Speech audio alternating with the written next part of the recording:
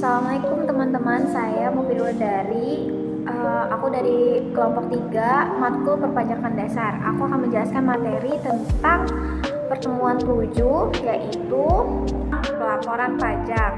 Nah, di materi pelaporan pajak ini ada materi surat pemberitaan SPT, terus jatuh tempo pelaporan pajak, lalu tata cara pelaporan pajak, dan sanksi terlambat melapor pajak.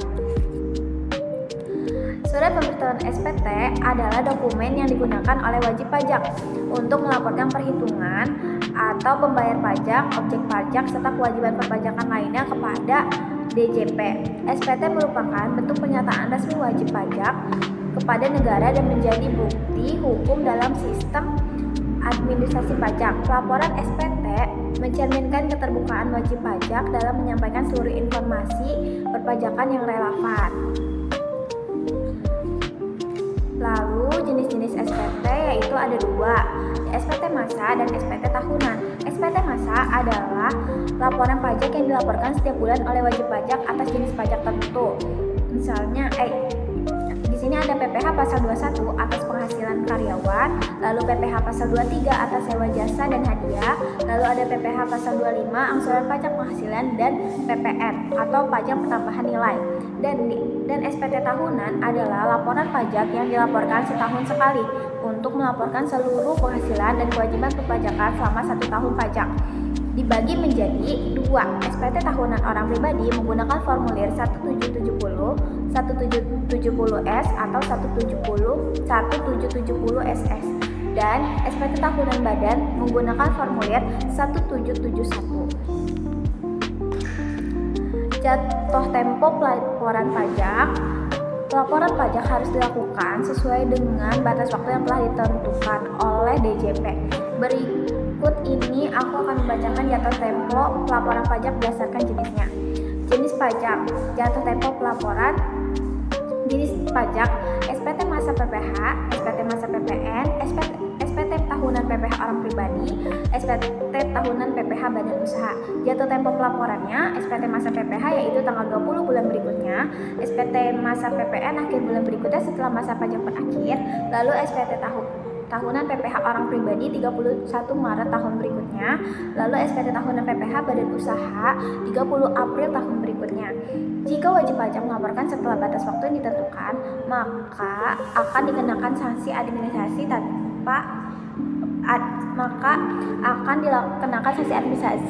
berupa denda.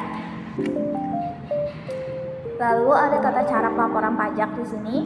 Pelaporan pajak dapat dilakukan melalui beberapa metode, yaitu manual atau langsung ke kantor pajak, dan online atau e-filing atau e-form. Berikut cara melaporkan pajak secara online melalui e-filing, yaitu 1. Akses DJP online, buka situs https://djp-online.pajak.go.id, lalu login dengan NPWP, password, dan kode keamanan. 2. Pilih menu e-filing, pilih menu lapor, lalu klik buat SPT.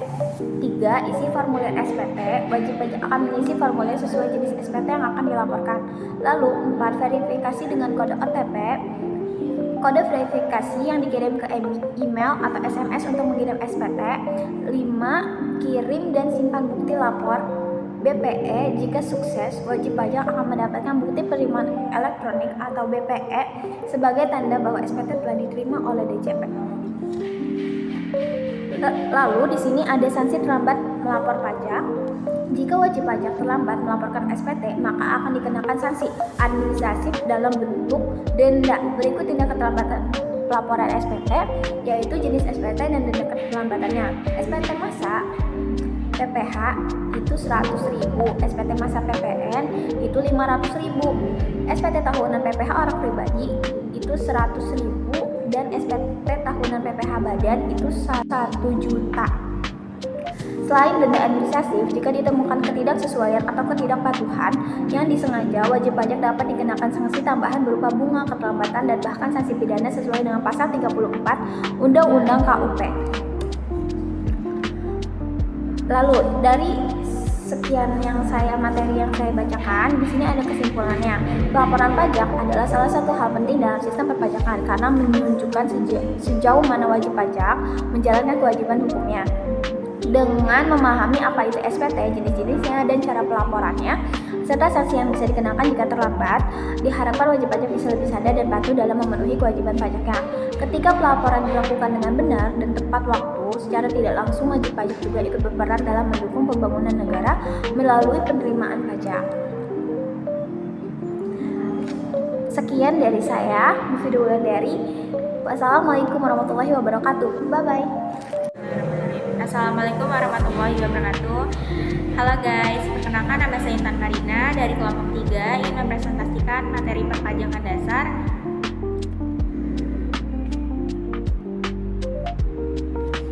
yaitu pengungkapan kesalahan dan pembetulan SPT. Di materi ini ada pengertian pengungkapan kesalahan dalam pembetulan SPT, yang kedua syarat pengajuan pengungkapan kesalahan dalam SPT, yang ketiga tahap-tahap pengajuan pengungkapan kesalahan dalam SPT, yang keempat syarat-syarat pengajuan pembetulan SPT, dan yang terakhir tahap-tahap melakukan pembetulan SPT.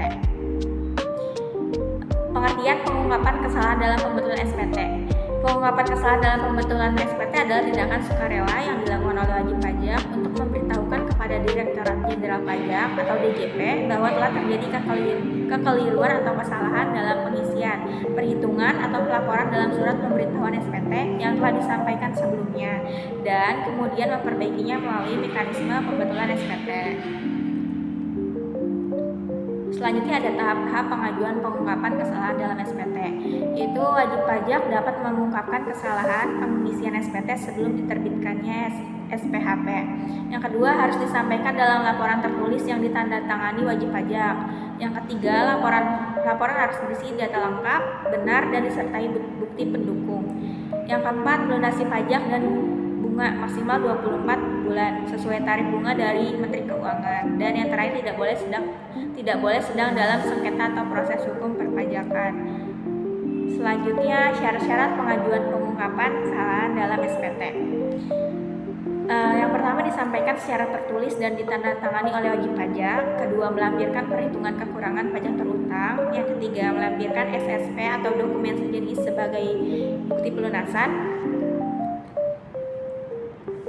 Selanjutnya ada syarat-syarat pengajuan pembetulan SPT, yaitu jika wajib pajak ingin membetulkan SPT, berikut langkah-langkah yang harus dilakukan. Yang pertama adalah menyiapkan SPT pembetulan, kedua mengisi formulir pembetulan SPT, ketiga melampirkan dokumen pendukung, keempat melaporkan SPT pembetulan ke DJP, yang terakhir melakukan pelunasan kekurangan pajak jika diperlukan.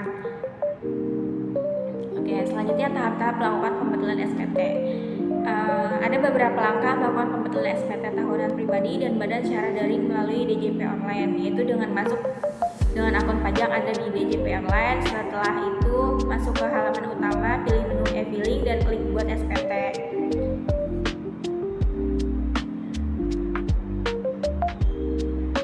Lalu ada rangkuman, yaitu terakhir ada kesimpulannya adalah pembetulan SPT membawa dua sisi, yaitu konsekuensi berupa sanksi bunga atas kekurangan pajak dan manfaat berupa keringanan sanksi, peningkatan kepatuhan sukarela, serta perlindungan hukum bagi wajib pajak yang beretikat baik. Oleh karena itu, penting bagi setiap wajib pajak untuk memahami prosedur dan mekanisme pembetulan SPT agar dapat menggunakannya secara tepat sebagai bentuk tanggung jawab dan pelaporan pajak. Oke, baik, sekian materi yang dapat saya sampaikan, kurang lebihnya mohon maaf. Terima kasih. Wassalamualaikum warahmatullahi wabarakatuh. Halo, assalamualaikum semuanya. Nama aku Norma Duyanti. Aku dari kelompok 3. Aku bakal ngejelasin tentang materi perpajakan dasar di pertemuan 9. Sebelumnya teman aku udah ngejelasin untuk pertemuan 7 dan 8. Selanjutnya di sini aku akan ngejelasin ke pertemuan 9 yang judulnya itu adalah perpanjangan batas waktu SPT.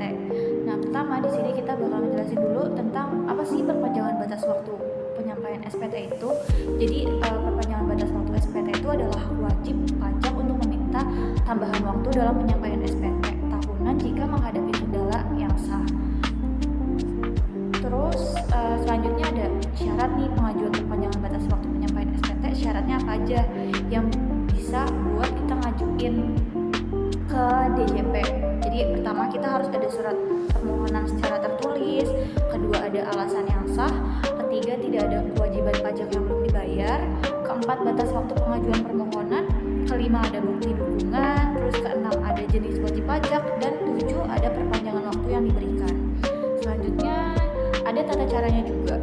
Tata cara pengajuan perpanjangan batas waktu penyampaian SPT yang pertama itu wajib pajak mengirim surat permohonan ke KPP atau tempat WP terdaftar sebelum jatuh tempo. Yang kedua menyerahkan formulir nomor 1770Y untuk WP badan atau dokumen lain sesuai status WP.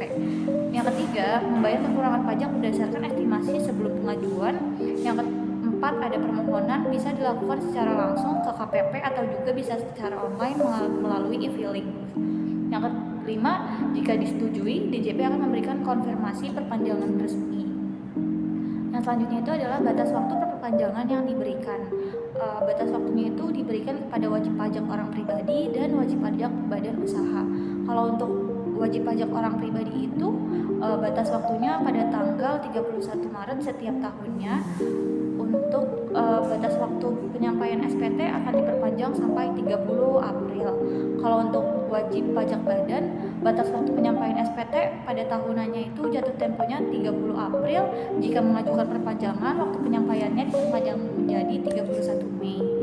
Lalu selanjutnya ada konsekuensi jika tidak mengajukan perpanjangan atau terlambat melaporkan perpajakan. Jadi untuk orang pribadi dendanya itu ada 100.000, kalau untuk badan dendanya adalah 1 juta. Terus yang kedua ada pemeriksaan pajak juga jika orang itu tidak melakukan atau melakukan indikasi kelalaian atau ketidaksesuaian data. Terus yang ketiga ada penundaan restitusi pajak jika wajib pajak mengklaim kelebihan bayar atau proses pengembalian bisa ditunda karena pelaporan tidak tepat waktu. Yang selanjutnya ada rangkuman dari kesimpulan di pertemuan ke-9 ini. Jadi pengajuan perpanjangan batas waktu penyampaian SPT itu adalah fasilitas yang penting bagi wajib pajak, khususnya bagi mereka yang mengalami kendala dalam pelaporan. Dengan mengikuti prosedur dan memenuhi syarat yang telah ditentukan, wajib pajak bisa menghindari sanksi yang tepat, menjalani kewajiban perpajakan dengan benar. Pemanfaatan hak ini menunjukkan bahwa sistem perpajakan Indonesia memberikan ruang fleksibel tanpa mengabaikan kepatuhan hukum. Sekian dari penjelasan saya untuk pertemuan 9 ini dan juga penjelasan dari teman-teman saya yang sebelumnya. Semoga bermanfaat untuk kalian semua. Terima kasih.